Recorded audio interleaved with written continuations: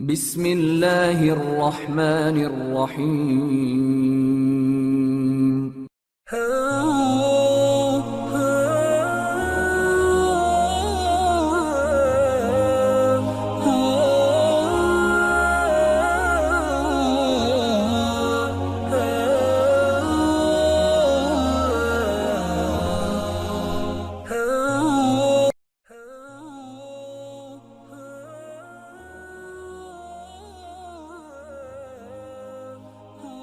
نبی کریم علیہ الصلوۃ والسلام کی ذات اقدس کے حوالے سے سلسلہ پنجتنی نے نوجوان نسل کی بہتر رہنمائی اور آگاہی کے لیے ایک سلسلہ وار پروگرام فوق البشر کی عنوان سے ترتیب دیا ہے۔ آج ہم انشاءاللہ اس سلسلے کی اگلی قسط کا آغاز کرتے ہیں۔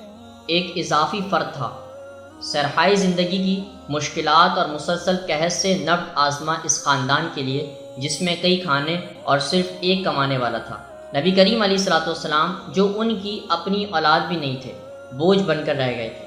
حلیمہ جس لڑکے کو ساتھ واپس لائیں وہ قریش کم اور بدو زیادہ تھا، بلکہ وہ بدو ہی تھا، دبلا پتلا مگر پھر پتلا اور اپنی عمر سے بڑا لگتا تھا، جسم چھانٹا ہوا تھا اور اس پر اضافی چربی اور گوشت کا شائبہ تک نہیں تھا۔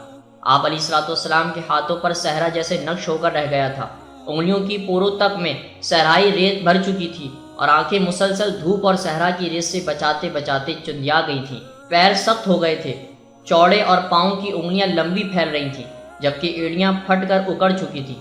یہ لڑکا پہلی بار شہر آیا تھا، یعنی شہر کی گہما گہمی سے پریشان تھا۔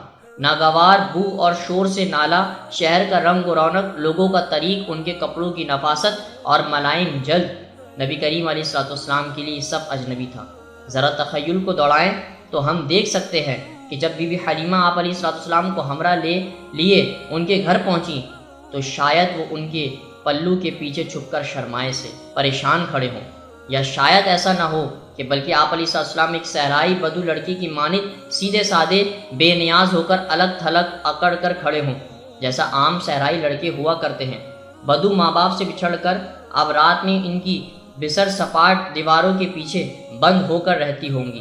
یہ مکان اور کمرے ہرگز اونٹ کے بالوں سے بنے خیموں جتنے نرم اور گداز نہیں تھے۔ ریتلی زمین پر بستر کے بجائے ایک پلنگ یا شاید سخت فرش پر اکیلے اپنے رضائی بہن بھائیوں سے گھل مل کر سونے کے بجائے اپنی اصل مگر اجنبی ماں کے ساتھ سونا پڑتا ہوگا۔ یقیناً آپ علیہ الصلوۃ والسلام کا دم ان دیواروں میں گھٹتا ہوگا جیسا سارے بدوؤں کا جی یہاں آیا کرتے تو گھٹ کر رہتا تھا۔ اسی طرح شہر کے گرد پہاڑوں کے بیچ بھی ان کی کیفیت عجیب ہو جاتی ہوگی، جیسا کہ بدوؤں کے ہاں اس کیفیت کو مکہ شہر کا حبس زدہ خلا کہا جاتا تھا۔ صحرا میں آسمان پر ستارے قریب معلوم ہوتے تھے، شہر میں آ کر وہ بہت دور ہو چکے ہوں گے۔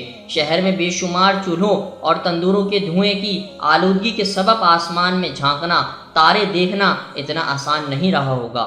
خالص ہوا اور کھلی فضاؤں رضائی خاندان کے لیے جو آپ علیہ الصلوۃ والسلام کے دل میں بے چینی پیدا ہوتی ہوگی، یقیناً اس کی وجہ سے وہ تنہائی بھی محسوس کرتے ہوں گے۔ معزز دوستو، آج کی گفتگو کا اختتام ہوا۔ انشاءاللہ کل آپ سے پھر ملاقات کریں گے ایک نئے ذکر اور فکر کے ساتھ۔ اپنا بہت سارا خیال رکھیے گا۔ اللہ حافظ۔